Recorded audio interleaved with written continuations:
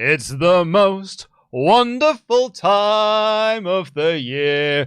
War Games! I am Luke Owen, D.A.D. That is the Professor Dan Layton, your Jam That Champion, the truth. Dan Layton. I had my first Christmas sandwich today. So is that why? Yeah, my second Christmas sandwich. I haven't had one yet. Have you not? No. I had one from M&S. I had their roast pumpkin one, which was... A bit sorry of you.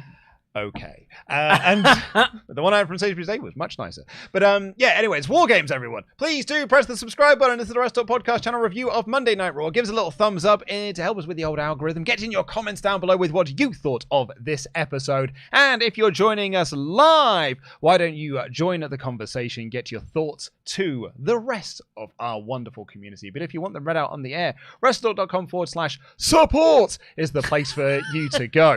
And I will read out all of them above the $5 amount. So when you're in the mood to click links, get tickets for our Survivor Series party where we're going to be watching War Games together. Yes, we are. Yes, we are. We have our confirmation of War Games today.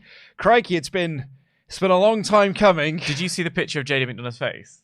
Yeah, it was he's just like, it's like that. It's brand new information. I had no idea this was coming. I do feel like they shouldn't have told us. If they wanted to have the big moment of it's War Games, they probably shouldn't have run a trailer for it in the middle of Crown Jewel. So, I was thinking wouldn't have this been a much more effective announcement if they hadn't have already announced it was going to be a War Game show? Because the crowd, when he starts saying games and he's looking around at them, I'm sick of these games, and you want to play games, the crowd starts getting on their feet and is excited, and I felt myself getting excited, but I'm like, yeah! I already knew that! Like, it's that thing of like, oh my god! Like, when they announced the main event of Sami versus Seth, yeah, I wrote in my notes, I bet you the Judgment Day run outs. Yes! And then I bet you Jay runs out, and then I bet you Cody runs out, and then we'll get the announcement of War Games. Because we have been basically saying for the last 2 months, we're heading towards War Games. And that's why Raw has had the same conclusion for the last 2 months. And we said 2 months ago, it's going to be a long 2 months for us to get to War Games. But we're now here, and it is official. It is War Games. They announced the 4 competitors, or the 8 competitors thus far. It's a 4-on-4. Which is Judgment Day of Damian Priest, Finn Balor, JD McDonough, and Dominic Mysterio versus the good guy team of Cody Rhodes, Jey Uso, Sami Zayn, and Seth Rollins. Basically, what we assumed it was going to be. I would imagine it will end up being a 5-on-5, and we'll get Kevin Owens and Jimmy Uso added to the match. Interesting that you went for Jimmy Uso. Well, he's been part of this story. Like, he cost Jay the title. Are you thinking are you adding a Drew to it? Yes, I am adding a Drew McIntyre to it, and I'm leaving the 5th open for the absolutely definitely returning CM Punk on the good guy side. My first thought was Drew McIntyre will get added here at some point, and they're going to tease an idea, and it'll probably, if they wanted to, if CM Punk were to come back, they could suggest it was Kevin Owens. Perhaps Kevin Owens would get taken out, and then CM Punk could come back in. But I imagine Drew McIntyre will get inserted into this. I personally don't see... The other thing with War Games was this Judgment Day Bloodline team-up situation. I now actually feel so much that they are quite far removed from this storyline now, the Bloodline and the Judgment Day, for me, with the work that they've been putting in with Drew, with the work that they've been putting in with Rhea specifically and Drew, the idea of being part of the Judgment Day is not. Drew, as a result of Crown Jewel, has nothing left, kind of thing. He tried to do it the honourable way. Well, you've got nothing to whinge about anymore, mate, because you had your shot and you lost. And you lost clean. You lost with no interference. You lost. So you can't be going around being all grumpy anymore. And there was that incredible shrug with Rhea that came immediately afterwards. I personally see that being the next entry point. The only reason I thought it's Owens and Jimmy is storyline to me, that's the one that makes the most logical sense. Because Jimmy has run interference on a couple of Jay's matches now.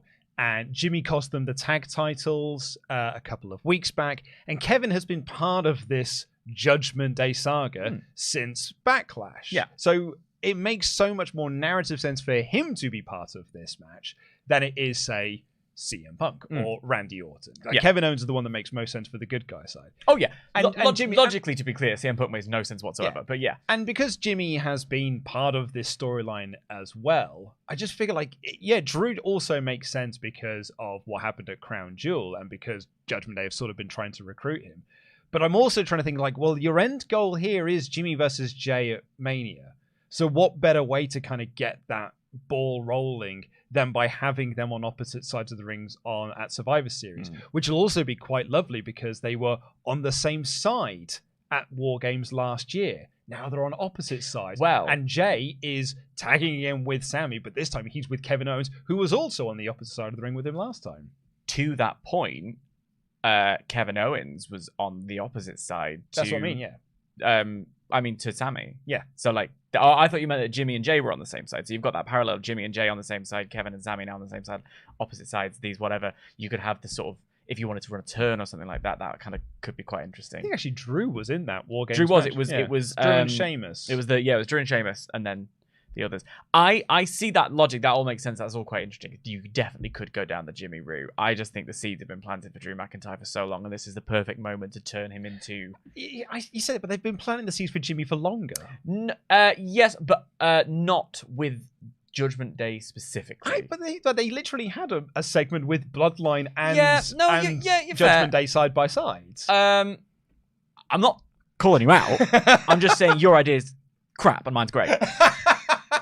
Look, I'm just saying Michael Oku voted for me, all right, as did Nina Samuels. No, I think you could. I think then if you look at that, if you think about seeds being planted, whatever, which is the most satisfying narrative for me at the moment, I don't really care about Jimmy being a part of this match, to be honest. To be completely honest with you, and all of my friends here as well, I don't really care about Jimmy and Jay at this moment. I'd be interested to see that a little bit later on. I care more about what Drew's going to do with this turn that has been bubbling and bubbling and bubbling.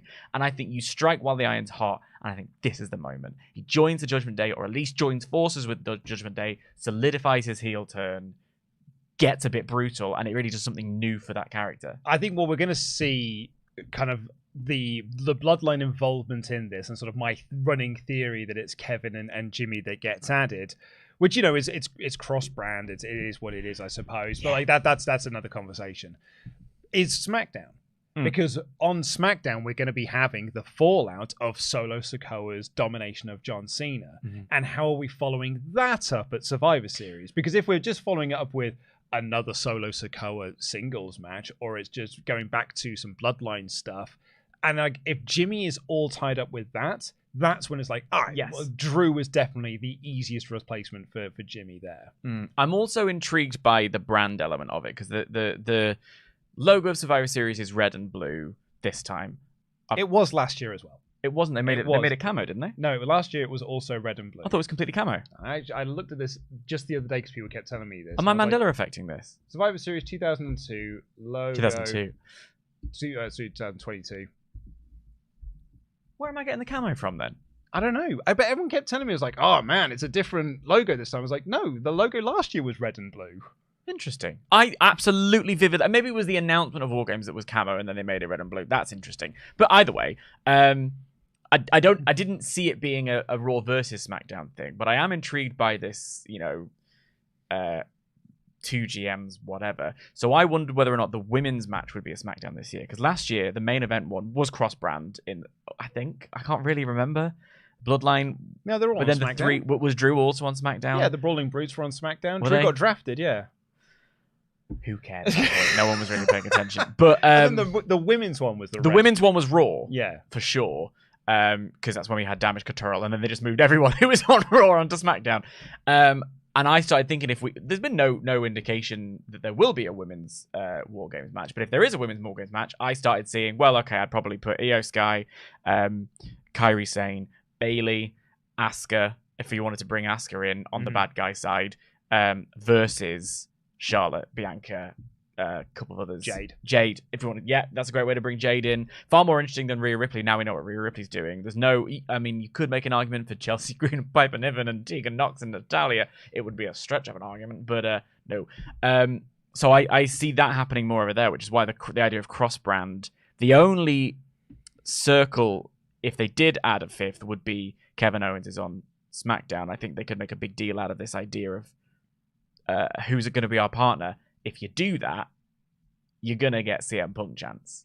We talked about this with the Shinsuke Nakamura, like, you know, he's looking for someone, everyone's kind of reaching for this. And, like, you know, Sean Ross Sapp of Fightful Select, his whole report about this has been that what WWE told him was that we are telling everyone now that it's not CM Punk. Yeah. We're not, because we don't want people's expectations to get up. Well, I mean, too late, but like that's not their fault. It is too late, because then I was, you know, just checking the old Twitter sphere this morning, and it was like, oh, another CM Punk reference on the show. Well, there was CM Punk chants on Raw.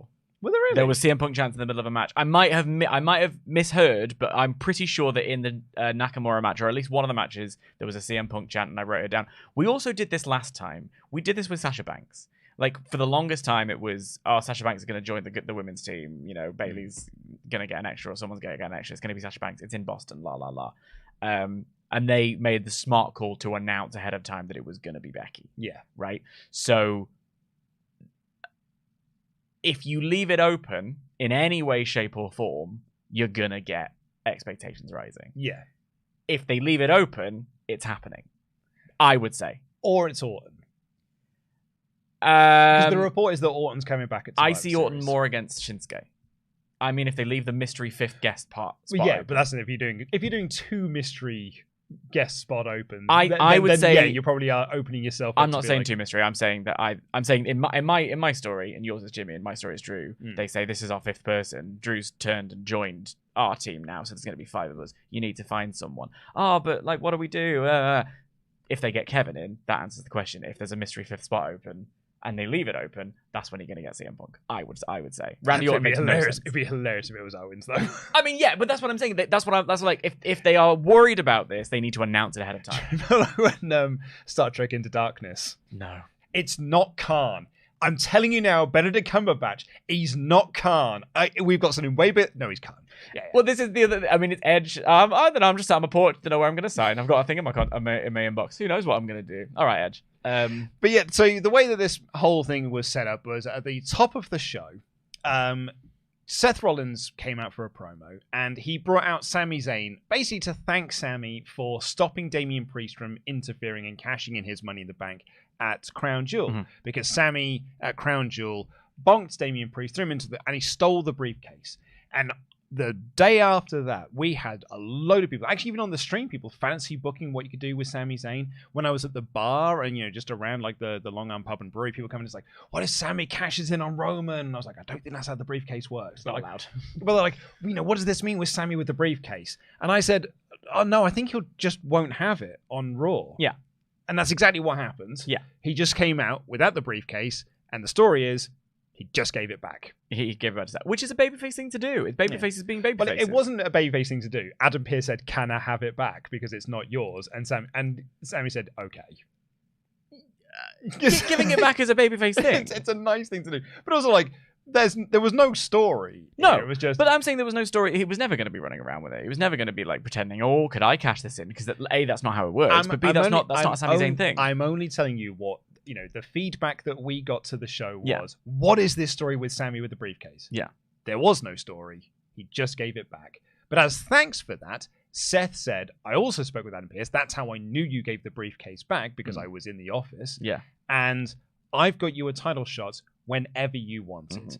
And Sami was like, look, dude, it's fine. I'm not going to do it anytime soon because I want you to heal up. And said that this really, really great line where he said that, no one is ever 100%, but we all give it 100%. Yeah. That was a really, really nice line. And Sami was like, all right, do you know what? I think a really good time to do this match is right here tonight. So this is the thread for the show that I really enjoyed very much. And it began with me being a little bit cross at Sami because of that. And I was really glad Seth called him out. This idea of being like, I only want to face you when you're ready. On Drag Race All-Stars, the format is they eliminate each other. They pick who the judges say these are the bottom 3 or the bottom 2. Whichever queen is the winner of the week gets to pick who gets eliminated. And when they do that, a lot of the queens are like, I just want to face the best in the competition. I want the best in the competition to be right the way through to the end. Well, the argument is, if you want to defeat the best, and your argument for someone being the best happens to fall on the bottom that week, and you eliminate them, you have beaten the best. So why should you wait for Seth to be 100%? As wrestlers, yeah, we're going to take bumps, we're going to take bruises. If you're at 100%, it's because you've been injured for a while and you've tried to make yourself recover, and then you're at 100%, then you go in, you're at 90%. How does the stamina work in my GM? It's that kind of thing. So I quite like the fact that he was like, no, like, sod that. Step it up. I know you've got it. Step it up. Yeah. And then so for Sami to respond to that, and then the through line of the story we got with Sami for the whole show was almost like, I don't know whether or not I'm good enough. Mm-hmm. Like, he looked back. I don't want to get ahead of ourselves here, but we had that recap of Elimination Chamber, cuts to him looking a bit like, oh, Jesus, that was difficult for me. Even as he's coming out to the ring, he's got a moment of, am I going to be able to do this? Like, have I got this kind of thing? I thought this was really effective in the end. It's the great underdog Sami Zayn story, and it led to our main event. And I thought this was a great way to advertise, as a main event and stuff. And they kept putting over, hey, look, it's first time in 5 months that the title's being defended on Monday Night Raw. That workhorse belt again. And I'm being facetious. You got in trouble. Didn't we? Yeah, like last week, I said nothing but positive things about the show. I was even saying positive things about Seth Rollins and Sami Zayn, and all I got called was a Miz hater and a Seth Rollins hater. And only 50% of that was true. Every single comment was like, you just hate Seth, you just hate the Miz. I was like, I said nice things about them. I said nice things about the whole show. Why is everyone only focusing on the 2 things I didn't like? Anywho. And one of those things happened 7 years ago. Anywho. I thought this was a great way to outline for the main event. Yeah. It really got me pumped up, and I was really excited for this match. Obviously, it does highlight my bigger problem I have with Seth Rollins, that every title match he has, I'm rooting for the other guy. And I was rooting for the other guy once again here. I didn't think Sami Zayn was ever going to win the belt. Yeah. But one of the key moments of this match I really, really liked. I thought this was a really, really smart bit of producing and just wrestlers working together. On Saturday, Sami Zayn won with a Blue Thunder Bomb. He did. In this match, they got a good near fall out of that Blue Thunder Bomb. They did. Because you established that can finish a match. And Seth Rollins should be able to kick out of that when JD McDonough can't, because Seth Rollins is a world champion. I thought that was really, really good. Yeah, I did too. I really like that. And man, Sami Zayn is a special talent. Oh my God. He's so good. And he gets the crowd behind him like no one else does in this company. A very good match, as you would expect it to be. And Rollins was selling the bag, apart from, when he's doing moves.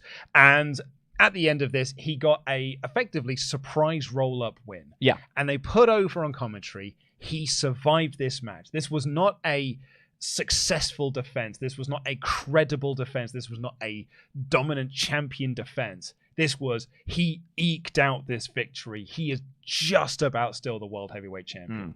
Really, really good match. I'm going to sidestep deftly accusations of tribalism in any way, shape, or form here by drawing a direct parallel in a really positive way with Omega MJF from Collision the other week, because both of these are pay-per-view quality main events that were just put on free TV, right? And in both cases, there was something to justify it for me. There was you're not gonna beat my streak.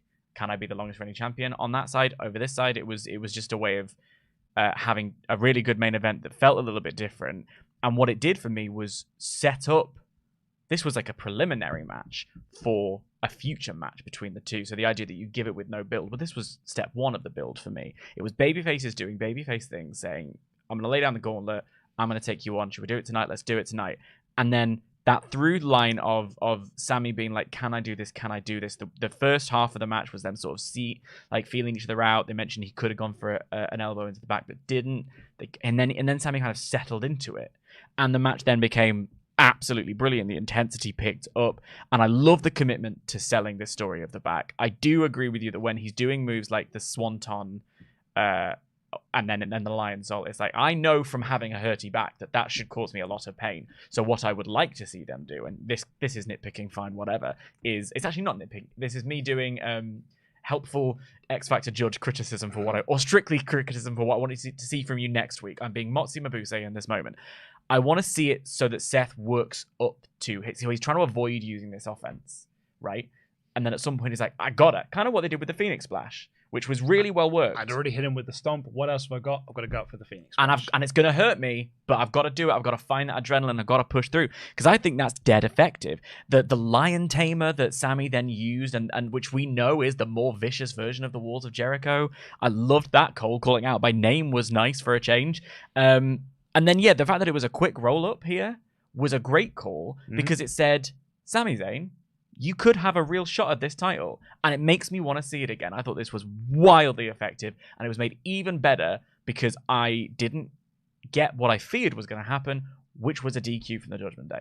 It's you mentioned MJF and Omega, kind of like, again, using that as the comparison piece here. The great thing about the finish to that match is that while MJF won clean and Seth won clean here, it opens up the door. It keeps the door open for future matches down the line, because Kenny didn't win that match because his mind is elsewhere with Don Callis. Sami Zayn didn't win here because he might not have really been as vicious as he needed to be early doors, because he is worried about Seth's health. And he's a baby face, and he's anxious about his own level of, can he get it done? He's in his own head and stuff. But it doesn't mean that, well, Seth beat him here. Like, it's not a conclusive victory, particularly because he only just eked out this victory. That's it. It's a clean victory. It's not a conclusive victory. Yeah. It's like it was an absolute victory. You can't take that back. But in comparison to Drew McIntyre, for instance, it wasn't a decisive, that is it. I have beaten you 1, 2, 3. And it also means that, like, oh man, you could have given this one a week's build or 2 weeks build or anything like that. It's like, no, you opened this at the top of the show and you ended it 3 hours later. Yeah. But it's fine because you didn't end it 3 hours later. It's the beginning of a build. You didn't end MJF and Omega 3 days after you'd announced it. You've just left that door open to be like, but what if? Yeah. When they get into the ring next time. I thought they had a very, very effective match. And then, what happened is Judgment Day ran down, and Jay ran down, and Cody ran down. Everyone brawled, and then Adam Pearce did the William Regal of going War Games. Yeah. And JD looked really surprised by this, and I was like, come on, mate. I think we all saw this one coming. He was doing his best. But yeah, his best bit of acting. Seth being in the matches is a bit of fun. It's kind of I think I'm kind of done with this. Like, I'm kind of I've said this for the last few weeks now. I'm looking forward to Survivor Series because that's when I don't have to do Sami versus the Judgment Day. Yes. And Cody and Jay versus the Judgment Day. Well, like, earlier on in the show, they announced it's Jay and Cody versus the Judgment Day next week, and I literally went, "Oh, come on!" No, yeah, but like, I'm ready to move past that. So, but at the end of the show, I was very giddy with excitement because I'm like, "Yes, we're here. This is the end. I can now see the bottom of the ninth." And I think that's why I'm so stuck on Drew being part of the match on the Judgment Day side, because then I think about what goes on after that, and I can see almost a moment where Drew McIntyre joins the Judgment Day, and that's what then gets him his rematch with Seth Rollins, which he then wins, kind of thing. And then it's like, then you've got all the gold in, and then you've got other stories. Like, we've been doing this the whole time. There were other storylines that you could do or whatever. It does feel like finally we're going to get here. And let me tell you, I'm well excited for it. The idea of Cody Rhodes in this War Games match is going to go NWA nuts with this match. It's a fun combination of people. Some who were in it last year and they did a fantastic job last year. Some who were in it for the first time. Dominic Mysterio and a what's Rhea Ripley going to do from the outside? She's going to slip him in some like weapons or whatever through the cage. I love it. I'm so into it. I'm really excited for it. And I get very excited with this run of time, because even when we were looking at that Elimination Chamber recap from last year, it was reminding me, goodness me, the Roman format rightly, I think, got a lot of negative criticism after Crown Jewel because we are kind of sick of it. Interference, wins, whatever. But it was only in February that it felt like the most dramatic thing in the world. So I think the difference there, and this is the point I made to Ollie on the Crown Jewel review, is that it works when you also have an emotional crutch. Well, that's what I was about to say. Yeah, which the LA Knight one didn't have. So the match feels plodding because you don't have the drama to fall back on. So what I was about to say was that when you have that emotion, it is that kind of, and that came from that driving force that really began last year at kind of this time.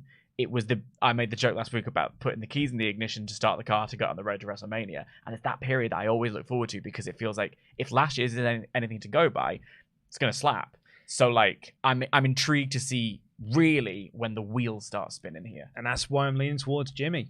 Yeah.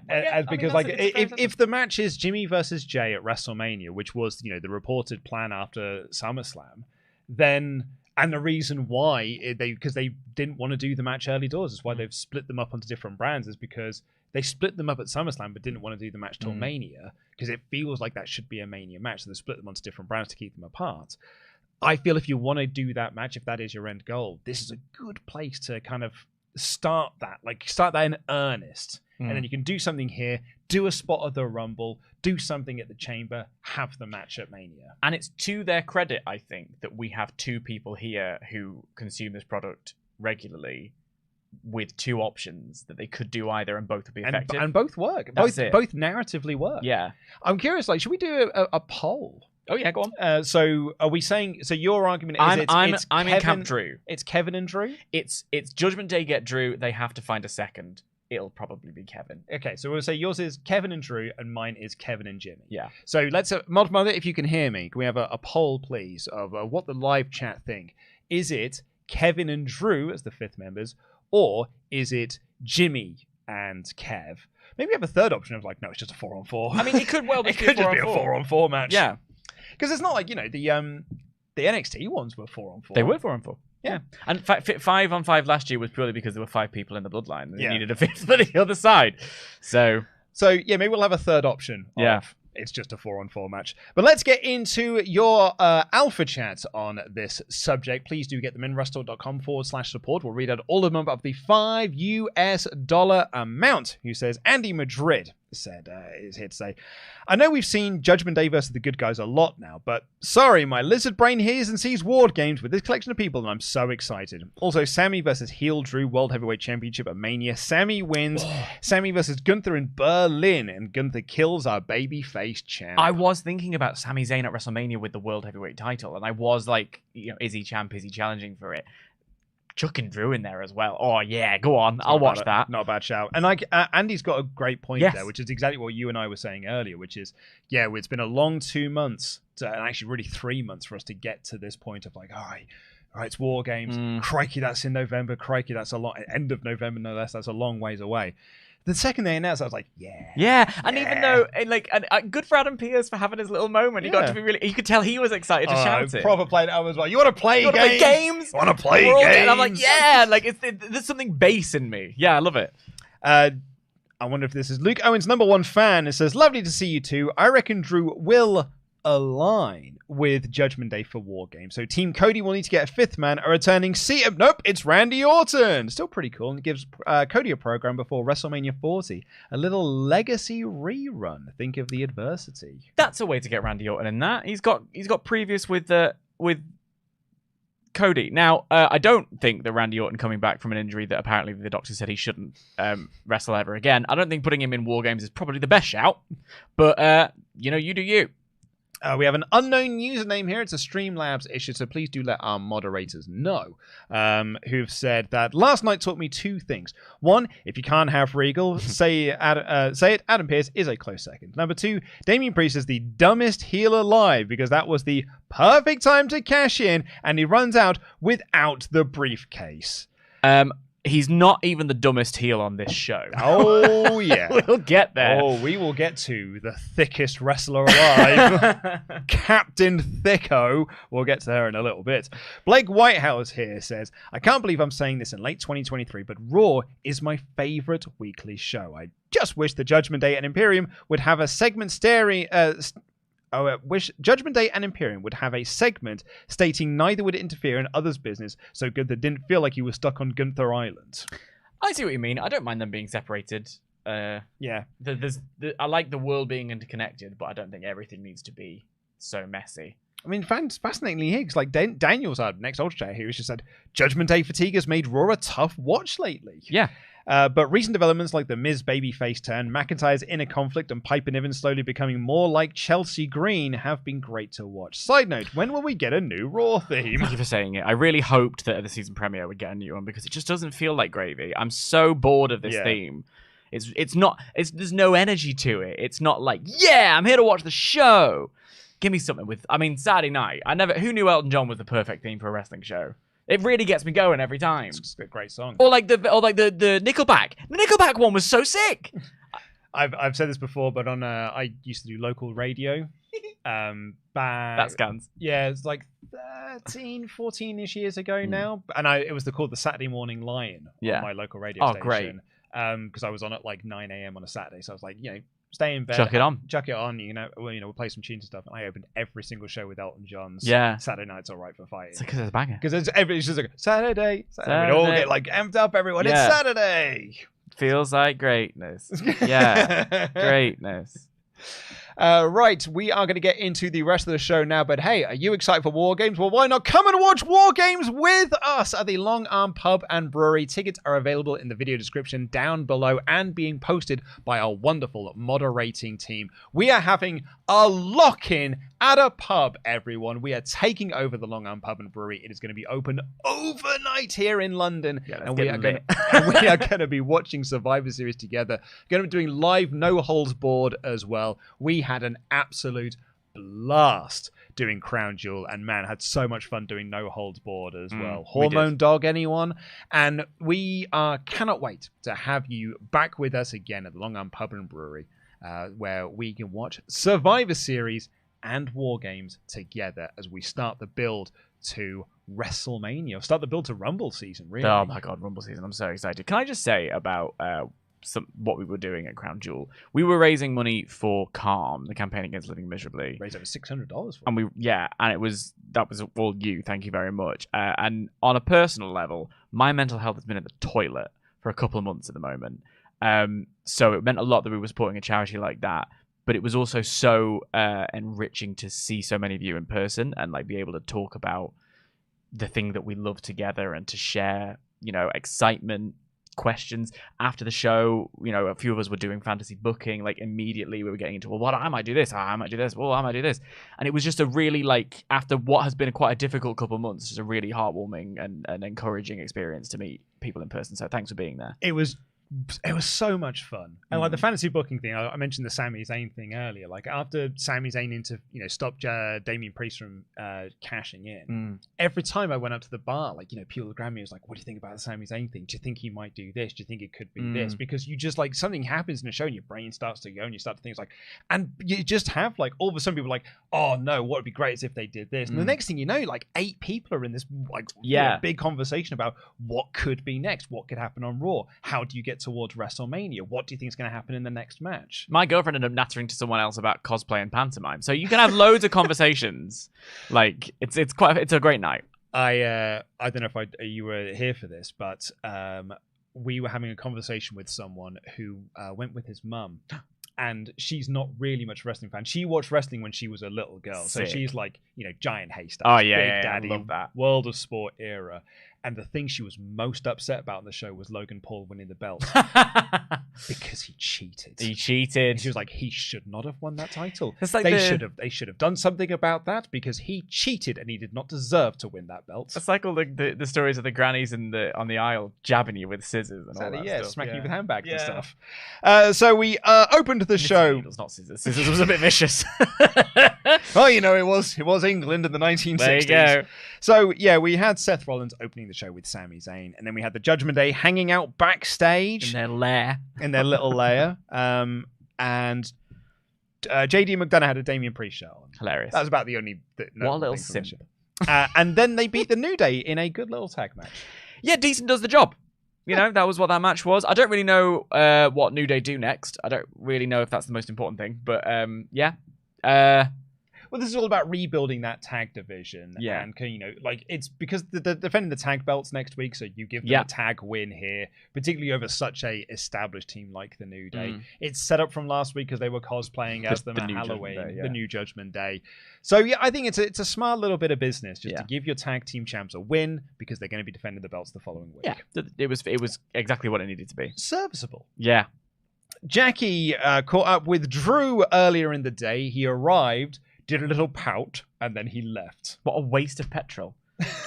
Drew, come on, if I did that, if I just arrived and you went, you're right, Dan, and I went, and then left, I'd be in big trouble. I think Drew should face some consequences. At the very least, he should have to clean the toilets. Shinsuke Nakamura took on Akira Tozawa, with Nakamura cosplaying as Black Rain from TNA. So Goldust is definitely coming back to WWE. Do you see? I'd love to see it. Are you joking? The War Games poster? Oh, with Cody in the makeup. Yeah, the camouflage. Like his brother did. Oh. Dustin's going back. Whoa, that's what I mean by like when his he's going to go up. NWA style. Yeah. Are you telling me I'm going to get Goldust in 2023? I think so. I love it. I love Goldust. This is a match where Tozawa got in way more than you'd think. Yes. Obviously, Nakamura won in a very convincing fashion, but it was almost caught by surprise by what Akira Tozawa was doing. But it was pretty decent for the time that it got. And afterwards, Otis got in the ring, took off his t-shirt, but Nakamura walked away, and they announced later on that they're going to have a match next week. This was where I'm pretty sure I heard CM Punk chants. The chat can come in and correct me if I'm wrong, but I'm pretty sure they were there. And again, it was perfectly serviceable. Tozawa's got his Heritage Cup match tonight on NXT, so it was a good way for him to get a little rep in. I thought they were going to have Noam Dar and Crew I thought they out were as well. They were on main event. Yeah, they were there at the show. Should have, maybe could have used them on the show, but you didn't. I see. Imagine if it ends up just being Shinsuke versus Chad at the Survivor Series. Yeah, I wouldn't mind it. Neither would I. I mean, it's Chad getting on pay-per-view, which is something we've been calling for all year. I mean, there you go. But this idea that is it going to be Punk? Is it going to be Orton? No, it's someone who's already on television. It's quite entertaining to me. You know when he said "be a lion" the other week? It's like which lion is going to go? Maybe it's Will Ospreay. I'd like to start that rumor right now. We got a video promo for Natalya. She's broken some records. And then I really enjoyed this next bit of presentation here. Well, Adam Pearce explains it all. Yeah. Adam Pearce just directly to camera was being like, The Miz. Yeah. He's a former 8-time Intercontinental Champion looking for his 9th. Doodly-doo. You've got Bronson Reed, who's big. You've got Ivar. We've seen what he done in the Viking Rules match. And you've got Ricochet. It's the highlight of the night. Just running through each of the 4 of them with videos to kind of back up what Adam Pearce is saying. And then he basically was like, get excited for the upcoming match. Yeah. And it worked. Because it was. Well, it's this. They used to do this on SmackDown. They used to have in 2003, they used to have Stephanie be like, here's what's coming up on this show. Here are some new titles I've got. Oh, did you catch me bending over my desk? It was 2003. It was a different time. I'm not advocating for that for Adam Pearce. Although if he wants to, crack on. It was different and I liked it. It was fun. I like the idea of seeing, we've got the GMs now. Let's see how they put their matches together. Let's see why they make their choices. Good stuff. He also had a quick chat with Seth to make sure that Seth was okay. And Seth said he was. And we then got our fatal 4-way match of Miz versus Bronson Reed versus Ricochet versus Ivar, the winner of which will face Gunther at Survivor Series for the Intercontinental Championship. I thought this match was a sandwich. A messy sandwich. I thought it was 2 bits of mess and a really solid bit in the middle there. I really enjoyed this match. Yeah. I thought this was really, really good. I think that the finish is all sorts of clunky. But I want heads to roll for that finish. It was a bit McClunky, but I get what they were going for. I think on paper, this finish made sense. So what happened in the finish was Bronson Reed goes up on one corner.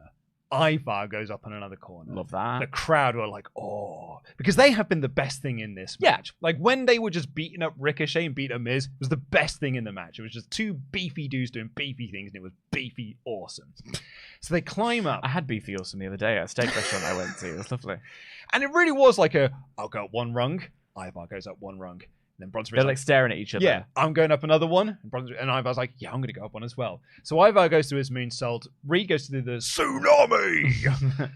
And what happens is Miz rolls out of the way of the tsunami. So Bronson Reed crashes down. Ivar hits the moonsault on Ricochet. So Ivar is pinning Ricochet while Miz is pinning a guy who just missed a move. And the referee counts, but is confused because both of them are pinning at the same time. So he goes 1, he goes 2, and then goes 3. And he hesitates on that 3rd. And that hesitation was enough for Ricochet to kick out, which meant that Miz was the only one pinning someone when the 3 was made. And so Miz starts to celebrate. The referee's like, yeah. And the commentators are like, not sure what's going on here. The crowd went, huh? What happened? And then poor old Samantha has to go like, the winner is the Miz. And then Miz's music plays, and Michael Collins shows in the replay, it's like, look, Ricochet kicked out. Miz didn't win that match. I don't know why Ivar is so upset. Miz won that match fair and square. What a baby face he is now. And then afterwards, Ivar attacked the Miz and laid him out with the moonsault, which sets up a match between them next week. On paper...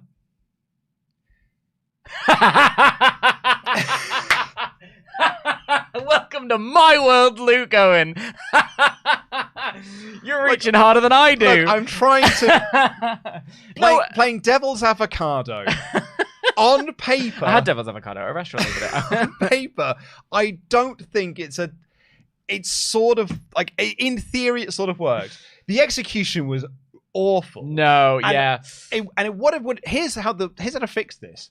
The referee doesn't hesitate. Well, that is how you fix this finish. Can I get in and do what I think? Because the idea of on paper, I think what was on paper was entirely different. I think that's why it became such a sorry, Jen, I'm gonna have to clusterfuck. It was absolute nonsense at the end there. I didn't want to. I feel like I deserved it. A clustercluck. Nice. A fustercluck. A fustercluck. We'll work on that next time. I found this last segment to be so annoying I want heads to roll because I had started the match feeling like it was a little bit messy. I wasn't fully vibing. It did that WWE thing where they're like instantly two of them are on the outside so that we can have the, that's how they do their fatal four ways. But then stuff started popping, like, Bronson Reed bouncing Ricochet off the ropes into a Hurricane Runner on Ivar was a bit messy, but it was great. A great little visual, great idea. Then Miz and Ricochet's segment looked a little bit sloppy, and they had a big chat in the middle of it, and I didn't really know what was going on there. Then we went to commercial. Then we come back, and everything starts really running like clockwork, and I was so into it. I was like, this is exactly what I wanted this match to be. I was dead excited for it. The crowd were getting behind Miz as a babyface. Crowd were hot for Miz, man. Come on! I was really into it. And, you might think the jury's still out a little bit on Miz as babyface. That's what I mean every time that I scream myself hoarse saying, let it play out. Because we need to not get ahead of ourselves rushing for Judgment. There was a lot going on. Ivar's springboard clothesline, which if it happened a little bit earlier when he wasn't so knackered, might have been so effective. But then, they're climbing up to the top rope and I'm rubbing my hands together in glee because I know what I'm about to see and it's cool and it's this idea of the two of them both going for it. And then it literally like two giant men tumbling from the top rope. It all came crashing down. Because first of all, why is Ricochet kicking out? Why is it that the Tsunami, the big man, missing a splash is more effective than the 350-pound man doing a moonsault? He shouldn't have kicked out. So he kicked out at 3.5. He didn't. He did. I see. This is where I almost want to get the clip up because I might be misremembering it, but I don't remember the ref hesitating. I remember the ref counting the 3 in a perfect 3. Let's go. And then, if I'm wrong, it does change things a little bit. But if I'm right, it's that thing of like, why doesn't he just count a double 3? And then it's like, because then why is the ref hesitating? Like, I don't know who's the winner. So someone in who's the winner? So and then the live chat there was just saying like he hesitated because he was checking both shoulders. It was odd. I want to see it. As again, I thought it was clunky. It was McClunky. Right, where are we? The Miz. I just gotta wait for this. Is dynamic. Well, I'll get to while you're loading up. I'll get to my end, which was that if you do have this double pin, then you can do both of them being furious, and then we get Miz and Ivar next week. I don't think that after that match that finish, I don't think it would have been a cheap finish. Personally, I think that's the more effective way of doing it. So here you go. So there you go. Roll up. So you go 1, 2, 3. So there's a hesitation there. Also, there was a hesitation between 1 and 2. This was so weird. Okay, so there's a really simple finish to this match. The Miz wins. Yes, I know. I agree with that completely. That's the finish you need to do here. Ivar can still be annoyed and attack the Miz after the match and set up, and you can still play Miz, Ivar, what a sore loser. Yeah. The Miz won in a valiant babyface. Because do you know what? The crowd wanted to see that. We did. The crowd just wanted to see the Miz do a move and win the match. So I don't know why you don't just do the Miz hits a move and wins this match in a convincing manner, particularly because you're setting up to face Gunther at the pay-per-view. Give Miz a big win. Yeah, I completely agree with you on that. That's exactly what they should have done. Like it's not difficult. Yeah. You don't need to overbook this to then set up a match for next week. It was confusing. It was an uncomfortable finish. It didn't go very well, and I actually think it sucked a lot of the energy out of the crowd for what came next. Yeah, I think that was. It was an unfortunate mistake. Yeah. I won't go on a Miz. It was a fumble. It was a fumble. I won't go on my Miz soapbox either. Yeah, because you're a Miz hater. But I do think people need to just calm down when the man did he did a big code breaker off the ropes. He's the greatest of all time. He did fine moves competently, and everyone's like, fucking Kenny Omega over here. And I'm like, steady on him. He did his move, and he did them very well. But man, people's reaction to this is like the second coming of Frank Gotch. When Gunther and Miz goes to 5 stars, the level of smug that I'm going to have is because it's not a Gunther match. Like, yeah, Gunther have a 5-star match with a bin. Doesn't matter. The Miz will bring his share as well. That's you what know, I'm saying. I just think his share might be 5%, but he will bring that 5%. I just think we need to just get our levels right here when we're throwing out praise, because he was very good in this match. But people are I think because people feel like they have to defend the Miz so much. Yes, we do. So they have to like he did the softest crossbody I've ever seen. It was like, whoa my god, did you see the crossbody? It's like, yeah, it was fine. Like, it's okay. It's okay to say it was okay. Oh, the t-shirts I'm gonna print. You just wait. But anyway, Alpha Academy promote they're going to be on NXT tonight, and Maxine put herself over for tonight's Battle Royal. We then got essentially the Creed Brothers segment of the show. Yep. Because you had a video promo for the Creed Brothers, hyping up their match from last week and their big win they got last week. Then earlier in the day, them signing their Raw contracts. Ivy Nile also signing her contract as well. And then they beat DIY. Yeah. Yeah, good, great stuff. Julius is awesome. Oh god, I mean, amazing. It's a nice moment that they had their little signing their contract. That tables, ladders, and scares match last week on NXT was great stuff. Yeah. Big fan of it. So that was 2 fantastic runs in a row, and the crowd were dead here, like dead. It was very, we're gonna keep fully stum, which I then found it hard to fully get into the match because I wanted the crowd to be more poppy. You know, I wanted when Julius does that little sort of deadlift into the vertical suplex thing, which was what woke the crowd up last week for this brand new act. It got nothing, and I was like, oh, damn it. But the match itself was really decent. So, you know, keep doing more of this stuff.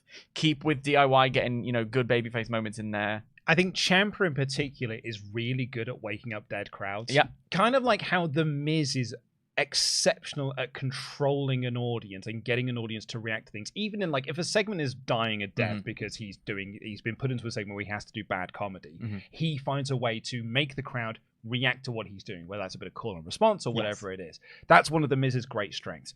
Ciampa's got that same deal. He probably learned it from The Miz and their alliance, but it's just like he is very good at being that babyface fire. Went out there, the crowd's not particularly hot. They're a little bit dead. I think you're right. I think the finish of the Fatal 4-Way took some people out of the action. But he was like, no, come on, fire up. So by the time it got to the end, people were a bit more into this. And he's doing that to put over the Creed brothers. That was very good. Ludwig Kaiser came down and he kicked Johnny Gargano to lead to the finish. Yeah. I'd like to see a tag team turmoil match. You know, we're trying to rebuild this division. I think it'd be fun to have just a selection, like a gauntlet thing, get everyone to get their bits in, see what they do. You can protect a lot of people through a gauntlet match. I think it'd be quite fun. We got a recap of the Chamber in Montreal from earlier this year. You were talking about this earlier, and then that cuts back, and Sami Zayn is watching that video promo, and it is just like, you know, all of that emotion and drama sort of like washes over him again. I'm just like, I can't believe it. And they show in that match, he should have won. Yeah. And he did win that match, but was screwed out of it, like everyone is. And then Jey Uso comes in, a man who was a pivotal part of that moment. And Jey there puts him over, and that's where he announced that he and Cody are going to have their tag title rematch for next week. Jackie interviewed Becky Lynch talking about the Battle Royal, and Nia Jax walked in and said, hey, I broke your face once. And Becky was like, yeah, and then you got fired. And that was it. When I don't like it when they do this style of acting. This is very personal. I do apologize. But when they do the style of acting where she's like, I liked to break your face. Say it in a different way. Like, that's the one lesson they have at the Performance Center, because everyone seems to perform that way. The other thing I learned the other day was I was watching clips. I was just getting really excited and watching loads of clips of various people doing promos, and Bayley and Charlotte and Sasha. And it was the way Sasha Banks says the word me. Sasha Banks says Mia. She adds an A to the end of it every time. And it's something, I don't know where she learned it, but she's like, you're not just going to fight someone. You're going to fight Mia. And I'm like, who's Mia? Yim. Is it Mia Yim? Like, are we talking about Mia Yim? So like Britney Spears. May. Babin. Odd deliveries are my pet peeve. Byron Saxton interviewed Chelsea Green and Piper Niven. And Chelsea was there to bury everyone that was in the battle room. And Baszler and Zoey walk in. I guess they're a team again. And they were there to be the awkward, like, hey, out there, we may be friends now. But in that Not ring, out there. It's, $100,000 for Stone Cold Steve Austin. DX is as strong as it gets. When it comes to the Battle Royal, it's every man for themselves. Shayna Baszler can't do maths because she said it felt like it was 3-on-1 out there yesterday. Well, there were 4 of the women actually at the I Crown think she was Jewel. more just about the finish because Nia Jax was not involved in the finish. Well, it was 4 people involved in the finish. I was like, Shayna, are you stupid? And then someone else came out and was more stupid. Well, yeah. Okay, so we had the Battle Royal. Yeah. Did you see WrestleNomics' tweet, by the way? I did not. I just wanted to bring this up because I thought this was absolutely fascinating. WrestleNomics. In terms of, because this was our only women's match on the show. Granted, Yes. the entire division was within this match. While you're finding the tweet, I'll just say about that, because that did, when I saw that this was going to be it, I was like, oh, this is giving me Divas title flashbacks. And then I was like, I don't know if I like this. I don't really know if I like Battle Royals as a way of determining contenders or champions as it is. However, it did feel massively different because of the sheer number of characters that were in it. Yeah. In a way that's very different to what it used to be. But yeah, I was throughout the show, I wasn't sure how, so I decided to wait until the match happened. Obviously, I think that's probably the most appropriate way of deciding how you feel about something is to watch it. So it was Brandon Thurston of WrestleNomics, and he has put together percentage of women's matches in the last 6 months across AEW, WWE, and Impact. Raw's percentage of women's matches is 28%. Dynamite is 20%. Interesting. It's only 8% lower. So they've got one less hour, but that's one more hour for Raw to put on more matches. So, well, in comparison then, SmackDown is 27%. And, yeah, Dynamite is 20%. Like, Rampage is 26%, so it's only 1% lower than SmackDown, but also there's only 4 matches on Rampage, Right. so it means one of those 4 matches. A quarter of the matches is always going to be a women's match.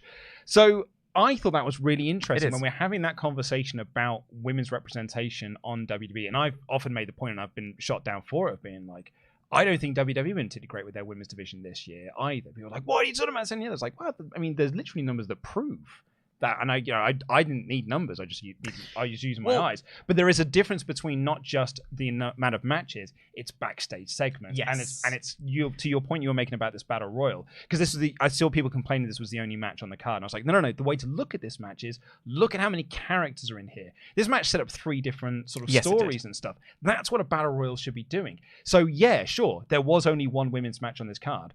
But look at every single little element that you got in here. Do I love every element? Not particularly. I'm not really into this Nikki Cross thing, and we'll talk about Xia Li in a second. But there are some interesting bits and bobs here, and that's kind of like so I thought it was a very interesting sort of all-encompassing point to talk about. It's all this thing about perception, honestly, and it is the women's division is perceived for me in WWE. I don't creatively, especially the sort of Damage Control run at the end of last year, which was kind of a similar sort of round and round we go that we've had with Judgment Day this year. Felt like the creative was a bit dire, but in terms of like putting people on screen and characters, I mean, one of the biggest stars of the show is Rhea Ripley. Becky Lynch has just proven that she's not only a fantastic hand, she's also a draw. Where's NXT on that? So NXT is 35%. Right. Okay. I mean, that doesn't surprise me at all. So it's 7% higher than Raw is. Yeah. And 15% higher than Dynamite. There you go. 7% higher than Raw. Well, yeah, because Raw is 28%. Oh, I'm sorry. I thought Raw was lower than Dynamite for a second there. I don't know. I must have misunderstood. No, so Raw's 28%. It's 8% higher than Dynamite is. There you go. And SmackDown is 7% higher than Dynamite is, which is comparative because they're both 2-hour shows. So it is just a perception thing. And the idea we've spoken about is the anniversary of Evolution was recently. I think it was the 5-year anniversary of the Evolution pay-per-view, which happened in no small part because of Ronda Rousey, as we've said many times. The idea of I don't think they'd have a success with that pay-per-view again at the moment because they're still doing the groundwork. So all of this conversation about, Kairi's back and potentially they're going for Julia and Jade Cargill and, all this stuff. if you present these women as stars, people believe that they're stars. It's the same reason, like, you know, not every man's gonna get over, but it's an opportunity thing. It's look, Alpha Academy, given the opportunity, and they got that opportunity, and they ran with it, and we had the summer of Alpha Academy. There it is. So it's, you know, it's at the very least with this, I was able to look at it and be like, oh, I'm seeing this shtick, I'm seeing this shtick, I feel like this about this person. I see, like, that was what I ultimately got. You know, Tegan Knox getting an entrance of her own because she had a run. Actually, almost every single person in this Battle Royal got an entrance. I think the only person who didn't was Indy Hartwell. Did Nikki get an entrance?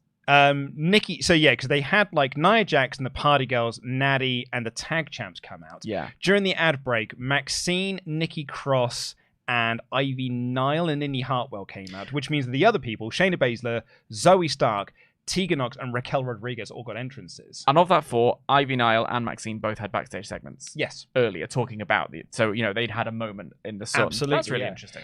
So, I mean, even from that, because the usual way you do a battle royal is that you like get everyone out as quickly as possible and do most of the entrances during the ad break and just have 2 stars that come out. This was it with the United States title battle royal that was in my worst of list, because like it was just like Dean Ambrose is going to defend this. And here they all are, and everyone just came out at once, and then Sheamus won it. And I was like, way to make that feel special. Like, yeah. So this was, okay, I think there are 3 big talking points coming out of this. Mm-hmm. One of which is Xia Li. The other one is Ivy Nile. Yeah. And the other one is Zoey Stark winning. Yeah. So, I mean, do you have any others? No, I think that's a good summation. Yeah. So let's kind of do them in reverse order. I think we should end with We'll save the most fun for last. Zoey Stark winning, I think, is a good choice. It would have been a better choice if she wasn't in the Fatal 5-Way at Crown Jewel. This is it. The final 3 women in this match were not only beaten by Rhea a few days ago, but the match ended with them all piled on top of each other, and then the winner is the one she pinned. Like, that's, for me... She pinned Baszler. She didn't pin Baszler? She hit the Riptide on Zoey Stark. Right, okay. Then, still. Still, the final 3 people were all in the finish of that Fatal 5-Way, and they did all lose. So that is the thing I think about. We did talk about how that Fatal 5-Way was a great opportunity for them to save all of these singles matches going forward. I do think perhaps Zoey Stark wasn't the right one immediately. However, she's still early enough in her career that it's not going to be crushing if she loses this. This is like her first shot at a title. Yeah. I think they'll have a really good match. I love what Zoey Stark brings to the table. As I said, like it's a great choice, but it'd have been a better choice if she hadn't have lost that title match 2 days earlier. Yeah. But she was really good. Her and Baszler came down, they were the final 2, and they had a really good showing, a good battle back and forth on the apron, which I really liked. Also within that sort of final 4. Technically it was the final 5. The final 5 was Zoey Stark, Shayna Baszler, Raquel Rodriguez, Nia Jax, and Ivy Nile. Mm-hmm. And all of them worked together to eliminate Nia Jax, so she was the 5th person out there, which means that Ivy Nile, in effectively her debut match on Raw, was part of this final 4. She also got a bunch of eliminations in this match. They were putting her over so hard on commentary of like, she only signed her Raw contract earlier today. And look at this. She's having she's in a battle now to possibly face Rhea Ripley for the Women's Championship. And it's Nia Jax, who's already been eliminated, that eliminates Ivy Nile. So now you've got the opportunity to do an Ivy Nile-Nia Jax match. Yeah, I really rate Ivy Nile. I think this is why I try and encourage people to watch NXT, because they've got a really great little roster that's going on down there. I think there's only so much you can get over in a battle royal, really. There's only so much you can show. But there was that great shot where she she got a gorilla press in on the apron, which I just loved, and she eliminated a bunch of people. Felt like a really good, thing for her. Maxine getting the armbar, that helped to get Piper eliminated. Yeah. She ended up being eliminated herself, but she's still kind of a rookie. So like that kind of worked for me. They were trying to sort of put over the tag titles in a way as well, because they were like, there are tag partners working within this, because you had the tag champs, you also had the Party Girls in there, you got Zoey Stark and Shayna Baszler, and you've got Tegan Knox and Natalya. So they were sort of like, oh man, look at these teams, how are they all going to work together? So they did, on commentary, were trying to do a concerted effort to say there are 4 teams. I think there's arguably just 2 teams in there, but you're trying to make the argument that there's 4, and that's fine. Franken teams are a thing. And we've spoken a whole bunch of it was a few months ago, there was a triple threat match, one of whom was Piper Niven and someone else, and it was for Rhea's next challenger or whatever, and it all just felt like, well, I haven't seen Piper Niven on telly in ages, so like, why am I supposed to care about her? Like, what? No wonder the crowd aren't responding. This is answering that for me. And not having Candice LeRae in this match puts over what Xia Li did last week. It's just a shame that she's probably a bit thick. Yeah, which brings us to Xia Li. I think candidate for the thickest wrestler of 2023, Captain Thicko, Xia Li. I had a little bit of a whinge about Xia Li last week because our whole shtick is like, I wanted a title shot against Becky Lynch, but I'm going to do it on my own time. And then Becky Lynch lost the title, so she's like, well, good job. Good job, Xia Li. Looks like you played that one well, didn't you, bud? Played her like a fiddle. So then she went up to Becky Lynch last week and was like, well, I still want a match with you. And Becky's like, hey, cool, let's have it. She's like, on my time. And I was like, when... Why? What? Just have the match. So then here she comes, walking down the street to this match where she can get, if she wants, her hands on Becky Lynch and a potential shot at the world title. So what she does is she kicks Becky Lynch beforehand and gets herself removed from the match. That's stupid. And walked away being like, who's the real winner? Not you! I think because you weren't in the match, bud. I think she's a bit stupid. Yeah. It's like, what's that? That was a weird choice. Like, have her... you could have achieved this with them in the match. You know, I don't think Becky would have looked weaker. No. For being kicked in the head and eliminated. Well, or kicked in the head and taken out. Yeah, you didn't want to have Becky basically taken out of eliminated from the match. But you could have had, well, yeah, no, you don't want to. You could have had her kicked in the head and then they're like, wow, okay, this is serious. So we're going to take you away from the match. That way she didn't lose the match. She just got concussed, which is what happened. Yeah. So, like. But then you have to eliminate Xia Li, so. That's true. And I guess they don't want to do that either. But then, hey, maybe don't book a Battle Royal. Well. And don't put them in the Battle Royal. Sometimes when you work backwards from something, you get to a point where it's like, oh, maybe we should just do this bit then. Yeah. But, I don't think this is getting Xia Li over. It's getting the kick over to a degree, the kick works. I suppose, because that's now 2 people that she's concussed in 2 weeks. So, kayfabe-wise. So, you know, that's good, I guess. And then the other thing's Nikki Cross. It's not working for me. I don't know what's going on. Like, I want it to... let it play out means develop it. It doesn't mean just do it. I want to know. My favourite part of this. Also, it's lovely because, you know, this is the difference between America and British humour and stuff. We give, you know, the thickest person. Oh, are they thinking like thick? They're thinking thick because I've seen a lot of people talking about Nikita Lyons, and I'm like, no. Different thing. It's a different thing. Just means stupid. Yeah, she's the dumbest thing alive. Not like Sonic, who's the fastest thing alive. Right. So anyway, what was I going to say about Nikki Cross? Yeah, my favourite bit of the Nikki Cross thing, and this is just like, you know, bad staging and bad actors doing bad staging. Because Nikki Cross is stood in the middle of the ring, everyone's fighting around her, and she's just stood in the middle of the ring, just staring down the hard cam while everyone is fighting around her. And then Raquel Rodriguez and Nia Jax are going to have a face-to-face, but they want to have the face-to-face over Nikki Cross. So what you watch them is them look at their marks to where they need to move into. So are looking at Nikki Cross and then walk to their marks and then look at each other and be like, there's a person in our way. Now we need to eliminate this person. I'm like, yeah, you know, because you just looked at her. So you could step to your mark. Bad staging done by bad actors. It was very silly. And Zoey Subway. They had a backstage segment, did Zoey and Rhea Ripley, where they basically was like, Rhea Ripley was just like, hey, the last time you and I were in the ring, I beat you. And Zoey was like, yeah, well, maybe not next time. Yeah. It's, you know, it'll slap on the pay-per-view. Yeah, like, I think the Chicago crowd will be interchanting Mammy for the first, you know, 2 minutes of the match. And then I don't think they're going to care much about it afterwards. Yeah. But I think we'll have those 2 minutes. But I think they can get the crowd into it. I think they could care about it. Yeah. That was the show. I gave this a high 4 out of 5. Yeah, I enjoyed myself. Really good. I had a good time with the show. I thought the Battle Royal served a lot of purposes. I thought the Fatal 4-Way, McClunky finish aside, was really good. I thought the tag division stuff was there to build tag teams and really put over the Creed brothers and stuff. But every segment was there to try and put someone over. Yeah. And whether it works or not, it's a different matter, but every segment did have a purpose. And I had a good time with this. And I thought the War Games announcement was really good. Having a world title on the match on the show felt really good as well. I was a big fan of this episode.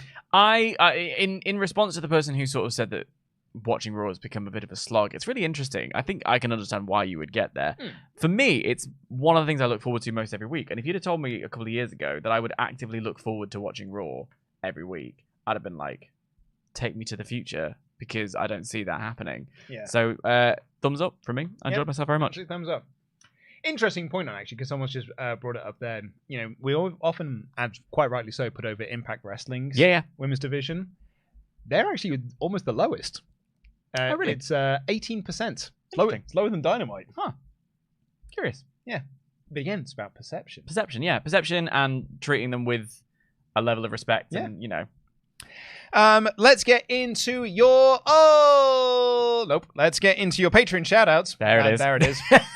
Crikey. I started... Your old Patreon shoutouts. Patreon shoutouts. That's what we're doing in this section of the show. WrestleTalk.com/support, where you can get exclusive content like our Uncut Survival series, like our Uncut No Holds Board. I nearly got a board game club for a second. Different show. It's a different show. And you can also get our bonus podcasts. Yes. Like WrestleTalk Extra, where we're going to be reviewing Survivor Series 2014 this year. Lovely. Just to point out on Survival Series that I keep consistently coming third or second. So one day I'll win it. Yeah. Well done. You know, there are always opportunities waiting for you. I mean, you're not in the next few. I was going to say there aren't because I wasn't asked to be in it this time. Yeah, you're not. Because Tempest is scared. Because Pete's scared. Because they know that I'm on the way. Yeah, you're not in the next 3 episodes. Oh man, did you do 3? Oh, that means I have to wait ages for another one. Well, we'll do them again in January. That's ages away. We've got the December and January ones done, and then there's a bonus episode that's coming out in 2 weeks' time. All right, I'll slip Tempest some money. But anyway, and if you're one of our $25 and above Patreon Pledgehammers, you get your name read out on the show like these fine folks: The Black Plague, Butch Rosser; Champion Zero Fear, Hitman Soul; The Cleaner, Kenny Shaw; The British Bulldog, Philip Boy J. Smith Jr. He can last Sean Fur longer than you in the ring. Starbucks, Stephen Costa; Shield Maiden, The Zornice; He Ran, Aaron Hanrahan; He Brings the Fear, Amir Jones; The Schrockmaster, Austin Schrock. I'm afraid I've got some bad news. It's bad news, Bob the Ninja Goldfish. And the Eco Warrior, Brian. That is your Patreon Hall of Fame shout-out class for the 7th of November 2023. Right, now let's get into the rest of your UltraChats. Kicking things off, Scotty Young here says, Randy needs to be announced beforehand if it is him. I think he'll get Rey Mysterio Rumble 2014 because he's not CM Punk. You can smoke and mirror a War Games match with his injury and have him come in last or whatever. That's true. The format of the match leads him to have a small amount of time in the ring if you want to do that. I think you want to have him come back. It all depends on how they book it. If there are 2 surprise mysteries, who's Shinsuke going to face? It's Randy Orton and CM Punk. Mm-hmm. If CM Punk is not going to be there, you cannot do a surprise entrant at all because it will just do exactly what you said. Powerbomb Media has been a membug for 2 months in a row. Says, what I would love is if it was Cody, Seth, Sami, Jay, Knight, like Cena Owens versus Judgment Day, Jimmy, Solo, and Drew. Crikey, that's a lot of people, but it would be cool. I mean, it would be. It's too many people, I'd say. And that's coming from me. Yeah. You love it. Will Campbell said, to be honest, I kind of like how Pearce announced War Games because it seemed like he was finally just fed up with the shenanigans of everyone involved. Also, I'm glad that Trips is continuing to put Diamond Mine over crazy because they have been great since 2.0 began. Yeah, that's it. I just wish they hadn't shown us that it was coming 2 days ago. Like, if they hadn't done that, and we all knew, but it would have been that great moment of like, well, yeah, because it makes sense, like we've always said, rather than it just being, oh, it's time for you to fight in War Games. It's like, this is stupid. Get in that cage and sort it out. Yeah, that's the problem with having Hell in a Cell as a pay-per-view. Exactly. Is because you can't just organically get to a Hell in a Cell match. I mean, you could if you planned ahead. But because that show is called Hell in a Cell, it has to have Hell in a Cell matches. It undermines the thing. Yes. And War Games has happened in NXT when they had War Games. Because they did it every November. Yeah. It was just like, oh, all of a sudden there are 4 good guys bandying together to take on the Undisputed Era. Isn't that curious? Yeah, and then it was like, and then those 4 just, split off into their separate ways. So I hope that this doesn't become Survivor Series as your War Games pay-per-view, because it would be fun for it to be like at SummerSlam period of time, do a War Games match at SummerSlam or whatever. Like, I feel like we are just getting Survivor Series is now the War Games. Probably. Look, I'm just glad it's not brand warfare. There it is. There it is. Because I was worried that it was going to be brand warfare, and thankfully, it's not. This time next year, it could be Brand War Games. We have the results of our poll. So, my suggestion of Jimmy and Kevin got 19% of the vote. Yours of Kevin and Drew got 35% I'm chalking that up as another successful title defense. However, 45%, nearly half of the vote, thinks it's just going to be a 4-on-4 match. That's Ralph Nader. That's a third-party vote splitter, personally, I think. But N64 Live Podcast, hello Cliff, said, afternoon gents, what song would you have for the new Raw theme? Have an awesome show and I hope everyone enjoys War Games together. Cliff, are you coming up for the watch party? Because I haven't seen your name crop up yet, so now's the time to get a ticket, bud. Come along, Cliff. I don't know. I want it to be upbeat. I want it to be rocking. I want to feel like... Because even, are you ready for a good time? The tempo's too low. Up the BPM. Yeah. Give me a house track. Give Darude Sandstorm. Yeah, come on, man. Come on. I can't get... Oh, Insomnia by Faithless. That'd be a great one. Yeah. Session Moth Martina coming out to run every show. Oh, let's do it. Wouldn't mind that at all. Yeah, I mean, like, I'm always going to advocate for Scene Queen. Hey, a bit of Delilah Triple H was just obsessed with Poppy. Oh, yeah. Yeah. Yeah, for a little bit. Something like that. Yeah. You know? Stephen Costa here says, that was me and my mum. I didn't know it was your mum. That's even better. And he goes, yeah, she didn't like Logan cheating. Tea room Mama Costa. That's what I'm saying. Mohammed here said, hi, WrestleTalk crew. First time UltraChatter here. I've been watching you guys since January 2021. I just wanted to thank you guys for all the memories and just getting my mind off the bad things in the world, especially now. Also, how is Andy? I miss him. I'm probably the only person in the world to say this, but his sense of humor is untouchable. Also for Tempest, Eren Yeager is literally punk. Both were loved by their fans back in the day, but changed recently. Hope the finale goes well. Thanks again. I'm assuming that's something to do with sports American sports. Yeah, I would have thought so. Tempest and I have had a fight today about American sports because so we're doing a new series of shorts, and one of them is about the time the Denver Nuggets got WWE forced to move their entire show on a week's notice, and he was like, I wrote the script and I said it's the playoff finals, and Tempest was like, it's not the playoff finals, and I was like, well, here is all my research that says it's the finals, and he's like, it's the Western Conference Finals, and I said, well, what do you win if you get the Western Conference Finals? Then you get into the NBA Finals. I'm like, well, are the Western Conference Finals playoffs? Yes. Is the word finals in there? Yes. So playoff finals is surely accurate, and he's like, no, because it's not playoff finals. If you say playoff finals, you go, if the word final doesn't mean final, then it shouldn't be called a final. The Western Conference Finals is actually the NBA semi-finals. America, you are too big and your sports is nonsense. Understanding more about American sports makes a lot more of the nonsense stuff that WWE does make sense, I have to say. I'm back in They do a best of 7 series for the Western Conference Finals. That's too much sport. And I like sport. Nobody wants to see that. Back in the day, I remember, like, back on my... If you can't get it done in one match, what's the point of doing 7? Sorry. Also, there's nothing wrong with a draw. Which Americans seem to think is the thing maddest thing you could possibly have is a tie. So, back in the day, on my old Smart Marks forums days, I remember messaging a user on there, a user by the name of Black Luscious. Shout out Black Luscious if you're still watching. And I just once asked him, how does the Super Bowl work? Right. Like, how does one get to the Super Bowl series of matches to get to the Super Bowl final? And he explained it. And there is a scene in Basketball that parodies what he wrote to me. Right. Which is when they are talking about the various different conferences and all this stuff goes, and the punchline of it goes, and if that's still inconclusive, the two teams will have a 2-man sack race every consecutive Sunday until a winner is crowned. I love the Super Bowl. I watch it every year, but I do see it more as a nice bit of sport I can enjoy until Jennifer Lopez performs. Do you know? It's you know. Someone said they're boring soccer. Do you know what, bud?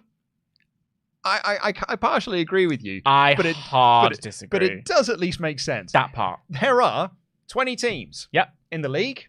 Those 20 teams play each other twice. Yep. And at the end of it, one of them has won. The one with the most points wins. One of them with the most points has won. And then, including draws. Yeah. Yeah, and because you get a point for a draw. You get a point for a draw, and then, but also a 0-0 draw can be dreadfully entertaining if it's that close. The same way as a Broadway. Yeah, you know. And it's just at the end of the league, one of those teams has won. 7 matches for a final that's not a final is objectively nonsense. And then, I like sport. I watch NBA sometimes, not often. And if you place in a certain number, top 4 teams, you get into the Champions League. Oh, that one, yes, yeah. In the Champions League, you're then in the group stages. Yeah. If you get out of the group stages, you go into a knockout tournament until someone wins. Yeah. It's as simple as that. Right, no sack races anywhere. Anyway, Robert McD here's fun fact, had almost 10 years away from wrestling. I started watching the week after WrestleMania, and since then, WWE Championship, 0 changes. World Heavyweight Championship, won by Seth, 0 changes. AEW World Championship, 0 changes. The Raw Women's Championship, 0 changes. The SmackDown Women's Champion, 3 changes. AEW's Women, 4 changes. Slam that sign. It is interesting because I feel like when you grew up in the Attitude Era, the title change was like every month, wasn't it? There was like one hot potato time. It was The Rock, then it's Triple H, then it's Triple H, then it's Rock. They did, particularly in that summer period. Yeah. It was like The Rock wins it at Backlash, then loses it at Judgment Day, and then wins it back at King of the Ring. And then Angle gets it at SummerSlam or whatever. Oh, not SummerSlam, the one after. Yes, he has it because The Rock has it for a period of time, then Angle wins it. So there's so if you're used to titles changing hands a lot, which I am, I do like a title change. However, a lack of them does feel more special. Mm-hmm. So, Logan winning the belt felt great. I would like more title changes. So that is interesting. Sorry, I just wanted to replay that sports thing again, only because as we had our big production meeting earlier, and as he was leaving, I said, "Oh, Tempest." And he said, "Yeah, what's up?" And I said, "Can you speak with Dan?" And he goes, "Why?" And he said, "Because he thinks you're wrong about the sports thing. You asked him to correct him on." And he went, "What?" Yeah. And then he came in all like it's gearing up for a fight, and I took it to him. James Markin here says, take it from someone 45 minutes from Chicago. Everyone I know who is going believes Punk is showing up. Them adding the extra 2,000 seats has everyone I know convinced about this.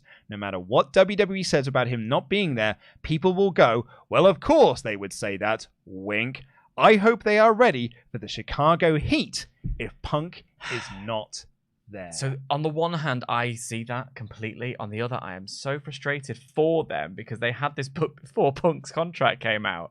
So they were already going to Chicago. And it's one of those things of like, oh, we never promised you, Punk. But also they opened up an extra 2,000 seats because people were buying because them. They were selling out. So but then people were buying them because they thought maybe Punk was going to be there. But it was selling out before that. It was. I know, but it's this whole thing. It's why it's unfortunate. Okay. This also happened for the first 2 years of AEW. Right. At All Out 2019, we genuinely had people messaging us being like, I'm so mad that CM Punk didn't show up. And I'm like, why? What did you think? They didn't promise it. That? They never teased it. They never promised it. It was never reported. It's only been theorized because he'd been at StarCast and things like that. But people were genuinely mad. And it happened like every other time. It was like, Punk wasn't there. I was like, but they never said he would be. And that's the crucial part because there's a lot. I saw a tweet being like, hey, there's going to be some journalists, one of those smarky ones, one of those journalists who, these wrestling journalists are not actually going to have any credibility after this. And it's like, they're all just sorry they're not reporting what you want to hear. I want to hear that he's going to be there. I think it'd be camp. Yeah. I think it'd be brilliant. But he might not be. In fact, he probably won't be. Let's be honest. He might be there. He probably won't be there. How? So if you're going and he's not there, you can't blame WWE for that because they've never promised it. However, if he is going to be there, you're probably going to be watching it with us. Oh, that part. Imagine being in the Long Arm Pub and Brewery with us and Punk comes out. Yeah. Imagine. Now I'm teasing it. Gregory Helms has been a membug for 11 months in a row. Thanks for supporting us, Hurricane. Who says, good to see you guys in high spirits. Always fills my day with joy when I see you guys bantering. We've got a common enemy today, and it's American sports. And Chris here says, you have had a few days to think about it now. Can you give me your favorite mashup themes in wrestling? Mine are Jerry's Show and Rated RKO. Are there any others? Oh, I hate it when they mash up themes. Me too. Unless because especially I can tell you my least favorite was they did it with Ryback, and they also did it with Cody Rhodes and someone else, and it just did not work. They had a match, and they were both of them mashups, and it was so bad. And also, Chris, I gave you my answer. It's RVD and Booker T's theme because it's terrible, and it's my favorite one for that reason. It's just one of a kind, and then just Booker T's music. Yeah. Or it's Booker T's music with that sampled in. It's absolutely cack, and I adore it. Kid Cuddy here says, hello, fellas. Nothing major. Just wanted to say, me and my son had a blast watching Monday Night Raw last night. Keep up the good work as always. Much love. There was a story on one of our esteemed colleagues' podcast recently about their son watching Solo Sikoa and being genuinely scared by Solo Sikoa. And for the first time in my life, I felt warmed by a story of a child, probably because it was scared. It was being given fright. So that's nice to hear that you and your son enjoyed watching the show together. We have ended the poll. 70% thumbs up. Yeah. That is, I feel like I've said this a lot. That's lower than I thought. I just thought this was a really good episode. We're such a fed shell. We've had, yeah, I really am. We have had episodes of this show where I was like, oh, that's been fine. And then the poll comes in, it's like 92% thumbs up. And I'm like, wow, people like the show way more than I did. I came out of the show being like, this gave you everything that you'd really want from a wrestling show, me personally anyway. And I thought, man, people are going to love this episode because like it's every segment really delivered. And you had a world title match, 70%. I'm going to suck up to the audience. 70% is about where I'm at. Yeah. With the show overall. I thought mostly it was thumbs up. There was a bit like the women's battle royal was up and down for me. And the Miz finish got right on my tits. Was McClunky.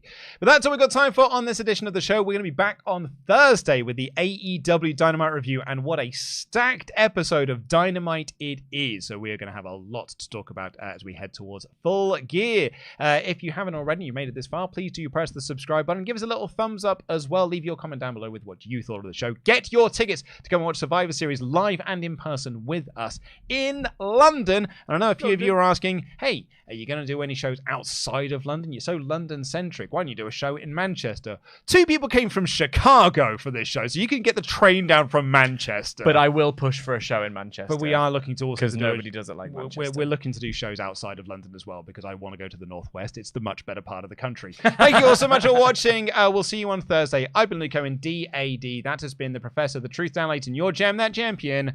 Jam That Jam.